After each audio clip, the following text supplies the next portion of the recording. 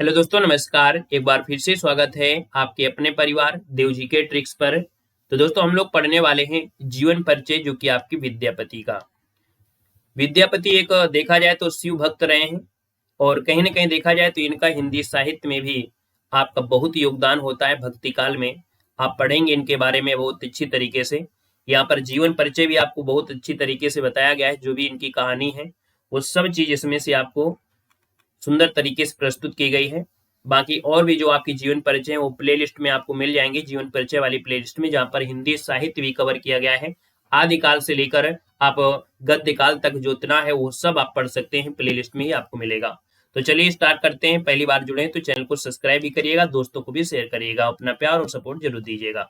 तो चलिए यहाँ पर देखिए विद्यापति है ना, यहाँ पर जीवन परिचय हेडिंग डालना है। इसके बाद आपको संक्षिप्त परिचय। संक्षिप्त परिचय इसलिए बोला जाता है कि संक्षिप्त परिचय अगर आप फ्लो चार्ट बना देते हैं तो एग्जामिनर जो होता है वो यहीं पर पूरा डाटा देख लेता है और इसके बाद आपको नंबर दे देगा आपके राइटिंग के अकॉर्डिंग। तो चलते हैं। देखिए जन्म की अगर बात करते हैं तो इनका जो जन्म है वो सन 1352 ईस्वी में हुआ था। हालांकि इनके जन्म के बारे में थोड़ा बहुत मतभेद जरूर है, वो आपको जीवन परिचय भी जब पढ़ेंगे तो मिलेगा भी। जन्म स्थान की बात करते हैं तो इनका जो जन्म है वो आपका विस्पी गांव, जो कि आपके बिहार में पड़ता है। इनका उपनाम है दोस्तों, याद रखिए, मैथिल कोकिल। ये एग्जाम में हमेशा बड़े बड़े एग्जाम में आप लोग पहुंचेंगे है ना, जब आप लोग कंपटीशन एग्जाम में बैठेंगे, सरकारी एग्जाम की तैयारी करेंगे, तब आप देखेंगे पूछा जाता है विद्यापति को किस नाम से जाना जाता है, इनका उपनाम क्या है, तो आप कहेंगे मैथिल कोकिल इनका उपनाम है। या पूछेगा मैथिल कोकिल को उपनाम से किसे जाना जाता है, तो आप कहेंगे विद्यापति को जाना जाता है। इनके पिता का नाम क्या था, तो पिता का नाम गणपति ठाकुर था। रचनाओं की बात करते हैं, 3 रचनाएं बिल्कुल नोट कर लेना है, बाकी और भी रचनाएं हैं वो अभी आपको पढ़ने को मिलेगा। तो इनके रचनाओं में देखिए पदावली है, कीर्ति लता है और कीर्ति पताका। ये जो आपकी रचनाएं हैं ये क्यों आपकी हैं, इनमें क्या क्या बताया गया है, ये भी आपको वीडियो में मिल जाएगा। मृत्यु की बात करते हैं तो इनकी जो मृत्यु है 1448 ईस्वी में यहाँ पर हो जाती है। तो ये फ्लो चार्ट के माध्यम से आप एग्जामिनर को बिल्कुल से मोहित कर सकते हैं और पूरे नंबर प्राप्त कर सकते हैं। यहाँ पर आपको हेडिंग डालना है जीवन परिचय, और इसके बाद शुरू करना है कि जो विद्यापति का जन्म है वो 1532 ईस्वी 1352 ईस्वी को उत्तरी बिहार के मिथिला क्षेत्र के विस्पी गांव के एक शैव ब्राह्मण परिवार में हुआ था। उनके स्वयं के कार्यों और उनके संरक्षकों की परस्पर विरोधी जानकारी के कारण उनकी जो सही जन्म तिथि उसके बारे में थोड़ा सा भ्रम है। अर्थात जब लोग अच्छा कार्य कर रहे होते हैं तो उनके विरोधी भी बहुत होते हैं, तो उनके अकॉर्डिंग पता चलता है कि कहीं ना कहीं इनके जन्म के बारे में थोड़ा सा क्या है, भ्रम है। ठीक है ना। वह गणपति ठाकुर के पुत्र थे, अर्थात इनके पिता का जो नाम था वो गणपति ठाकुर थे। उनके जो पिता थे वो शिव के बहुत बड़े भक्त थे। जब भगवान मतलब जब पिता शिव के भक्त थे तो उनका इफेक्ट कहीं ना कहीं वो जो होता है बच्चों में आता है। तो याद रखिए इनके पिता जो थे वो बहुत बड़े शिव भक्त थे। वह तिरहुत के शासक राजा गणेश्वर के दरबार में एक पुरोहित हुआ करते थे, जिनके पिता थे, याद रखिएगा, गणपत ठाकुर। विद्यापति ने स्वयं मिथिला के कोइनवार वंश के विभिन्न राजाओं के दरबार में काम किया। जो विद्यापति हैं इन्होंने देखा जाए तो मिथिला के कोइनार वंश के विभिन्न राजा थे, उनके दरबार में काम किया था। विद्यापति ने सर्वप्रथम कीर्ति सिंह दरबार में काम किया। किसके यहाँ काम किया? सर्वप्रथम कीर्ति सिंह के दरबार में काम किया था। विद्यापति मैथिल है ना, विद्यापति जो है वो मैथिल और संस्कृत के कवि, संगीतकार, लेखक, दरबारी है ना, और राजपुरोहित भी आपके हुए थे। वह शिव के भक्त थे, लेकिन उन्होंने प्रेम गीत और भक्ति वैष्णव गीत भी लिखे हैं। उन्हें मैथिल कवि कोकिल के नाम से भी जाना जाता है। यहाँ पर नेक्स्ट पॉइंट में आते हैं। विद्यापति के प्रभाव केवल मैथिली और संस्कृत साहित्य तक ही सीमित नहीं था, बल्कि अन्य पूर्वी भारतीय जो साहित्यिक परंपरा है ना, वहां तक भी इनका कह सकते हैं प्रकाश था। विद्यापति ने देव सिंह के उत्तराधिकारी, याद रखिए विद्यापति ने देव सिंह के उत्तराधिकारी कौन थे? शिव सिंह के साथ घनिष्ठ मित्रता थी और प्रेम गीतों पर ध्यान केंद्रित करना शुरू कर दिया था।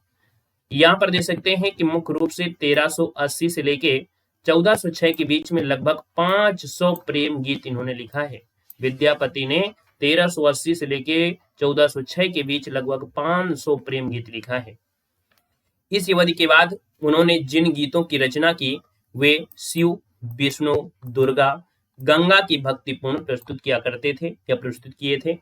1402 से लेके आपके देख सकते हैं 1406 तक ये मिथिला के राजा शिव सिंह और विद्यापति के बीच जो घनिष्ठ मित्रता थी, अभी आपको बताया गया।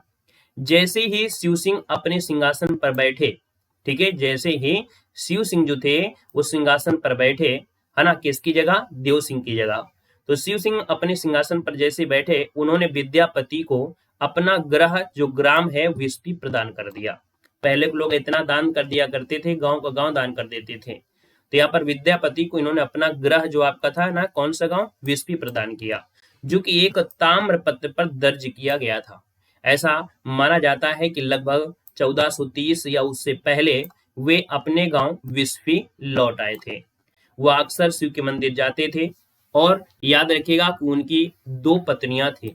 यहाँ पर जो जयसी थी उनकी 2 पत्नियां, 3 बेटे थे और 4 बेटियां थी। याद रखिएगा। अगले पॉइंट में बढ़ते हैं कि विद्यापति ने जिन राजाओं के लिए काम किया है, उनकी स्वतंत्रता को अक्सर मुस्लिम सुल्तानों द्वारा घुसपैठ से खतरा था। मतलब ये जहां जहां राजा के पर काम करते थे, तो इनकी जो स्वतंत्रता थी तो उनमें से डर रहता था, मुस्लिम जो सुल्तान हुआ करते थे उनकी घुसपैठ से लिए खतरा था।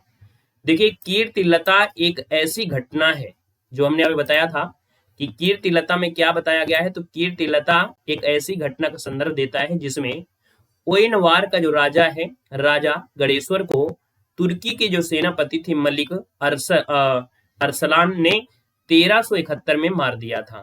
तो आपको समझ में आया कि कीर्तिलता में क्या दिया गया है। कीर्तिलता में बताया गया है कि यहाँ पर जो ओयनवार राजा थे, है ना, कौन, राजा गणेश्वर को तुर्की सेनापति थे मलिक अरसलान, कौन, मलिक अरसलान, उन्होंने 1371 ईस्वी में इन्हें मार दिया था। इसके बाद नेक्स्ट पॉइंट है 1401 तक विद्यापति ने जौनपुर के सुल्तान अरसाल को उखाड़ फेंकने और गणेश्वर के पुत्रों वीर सिंह और कीर्ति सिंह को सिंहासन पर स्थापित करने में योगदान भी दिया था। मतलब जौनपुर के सुल्तान अरसाल को उखाड़ फेंकने, गणेश्वर के पुत्र जो आपके हुए, है ना, राजा जो गणेश्वर थे, आइनवार के राजा थे गणेश्वर, उनके जो पुत्र थे वीर सिंह और कीर्ति सिंह को सिंहासन पर स्थापित करने में इन्होंने योगदान भी दिया। सुल्तान की सहायता से अरसलान को हटा दिया गया, ठीक है, जो आपके जौनपुर के सुल्तान थे अरसलान, उनको हटा दिया गया। किसकी सहायता से, तो कहीं ना कहीं विद्यापति की सहायता से। और सबसे बड़ा जो पुत्र है कीर्ति सिंह, वो मिथिला का क्या बन गया, शासक है। ये जो कीर्ति सिंह है वो आपके कौन है, तो कहीं ना कहीं देखा जाए ओयनवार के राजा जो गणेश के या आपके पुत्र थे, जो सबसे बड़े पुत्र कीर्ति सिंह मिथिला का शासक बना। अगला देखो दिया है प्रकाशित कुछ कृतियां हैं, अर्थात इनकी कुछ रचनाएं इस प्रकार से हैं। संस्कृत भाषा में इनकी रचनाओं में देखा जाए तो आप देख सकते हैं कि भू परिक्रमण, पुरुष परीक्षा, गोरक्ष विजय नाटक, यहाँ पर लिखनावली, विभाग सागर, शैशवर्षार, दानवाक्यवली, गंगावाक्यली, दुर्भाग्य वितरंगणी, वर्षक्य, मणिक मंजरी नाटक, ये आपके हैं, जो आपको जरूरी नहीं कि याद रखना है। एक दो आपको जैसे आपका परिभ्रमण क्रम है आपको कर सकते हैं, बाकी जरूरी नहीं है ना। यहाँ पर देखिए अवाहट में इन्होंने लिखा है कीर्तिलता, है ना, कीर्ति गाथा अथवा रसवाणी, कीर्ति पताका। इसके अतिरिक्त शिव सिंह के राजरोहण वर्णन और, है ना, युद्ध वर्णन से संबंधित कुछ अवाहट पद भी उपलब्ध किए हैं। मैथिली भाषा में उन्होंने पदावली लिखी है। तो 3 रचनाएं आपको याद रखना है। ये जो आपकी कीर्तिलता है, यहाँ पर दे सकते हैं जो आपकी कीर्ति पताका है, अवाहट भाषा में है, और जो पदावली है वो आपकी कौन सी भाषा में है, मैथिल भाषा में है, याद रखिएगा। नेक्स्ट पॉइंट दिया है इनकी महत्वपूर्ण भाषा। तो देखिएगा कि विद्यापति के समय की जो भाषा थी, है ना, वो आपकी भाषा प्राकृत, देर से व्युत्पन्न अवाहट पूर्वी भाषाओं जैसे मैथिल हो गया, भोजपुरी से, है ना, भोजपुरी की शुरुआती संस्कारों में परिवर्तित होना शुरू हो गया था। इस प्रकार इन भाषाओं को बनाने पर विद्यापति के प्रभाव को, मतलब कह सकते हैं कि जो विद्यापति हैं, समझिएगा कि विद्यापति के समय की जो आपकी भाषा है ना, प्राकृत है, और देर से उत्पन्न जो आपकी अवाहट है, ये पूर्वी भाषाओं जैसे आपकी मैथिल है, भोजपुरी है, इनकी शुरुआती संस्करणों में परिवर्तित होना शुरू हो गया। तो इस प्रकार इन भाषाओं को बनाने में देखा जाए विद्यापति के प्रभाव के कारण इटली में जो आपके दांते थे, इटली में दांते और इंग्लैंड में चासर के समान माना जाता है। उन्हें बंगाली साहित्य का जनक भी मानते हैं। नोट कर लीजिएगा कि विद्यापति को बंगाली साहित्य का जनक भी कहा जाता है। विद्यापति भारतीय साहित्य की श्रृंगार परंपरा के साथ साथ भक्ति परंपरा के प्रमुख स्तंभों में से एक हैं और मैथिल के सर्वोपरि कवि के रूप में जाने जाते हैं। याद रखिए, मैथिल के सर्वोपरि कवि कौन है? तो आपके विद्यापति हैं। इनके काव्यों में मध्यकालीन मैथिली भाषा के स्वरूप का दर्शन भी देखा जाता है या दर्शन किया जा सकता है। इन्हें वैष्णव, शैव और शाक्त के भक्ति सेतु के रूप में भी स्वीकार किया गया है। मिथिला के लोगों को देसिल बयाना, देखिएगा, मिथिला के लोगों को इन्होंने क्या बताया है? मिथिला के लोगों को देसिल बयाना सब जन मिठा का सूत्र देकर उन्होंने उत्तरी बिहार में लोक भाषा की जन चेतना को जीवित करने का महान प्रयास भी किया है। मिथिलांचल के लोक व्यवहार में प्रयोग की जाने वाले गीतों में आज भी विद्यापति की जो श्रृंगार और भक्ति रस में गुथी गई या पंगी की गई रचनाएं भी आपकी जीवित हैं। इसके बाद लास्ट पॉइंट में देखेंगे कि पदावली और कीर्तिलता इनकी अमर रचनाएं हैं जो आपके जन्मों जन्म तक याद रखी जाएंगी। तो कहीं ना कहीं देखा जाए तो ये आपका रहा विद्यापति का जीवन परिचय, है ना। और जीवन परिचय में हमने बताया कि कुछ रचनाएं हैं जिनको आपको नोट कर लेना है, हमेशा याद कर लेना है। कीर्तिलता हो गया, कीर्ति पताका हो गया, और मैथिली में जो आपकी है पदावली, इसमें भी आपको नोट कर लेना है। वीडियो कैसा लगा आप लोग जरूर बताइएगा। बाकी हमने प्लेलिस्ट में आपकी जो जीवन परिचय की सीरीज है वो हमने उसमें से 25 से ज्यादा जीवन परिचय हमने कवर कराया है, उनको भी आप दे सकते हैं। और साथ में हिंदी साहित्य में जो आपको दिक्कत होती है वो भी यहाँ पर कह सकते हैं कि आदिकाल से लेकर आप देखेंगे तो आधुनिक काल तक जितना भी आपका है सबको अच्छी तरीके से हमने यहाँ पर बताया है, उसको भी आप लोग दे सकते हैं। ठीक है, तो चलिए मिलते हैं एक नए वीडियो के साथ। तब तक के लिए धन्यवाद। जय हिंद, वंदे मातरम।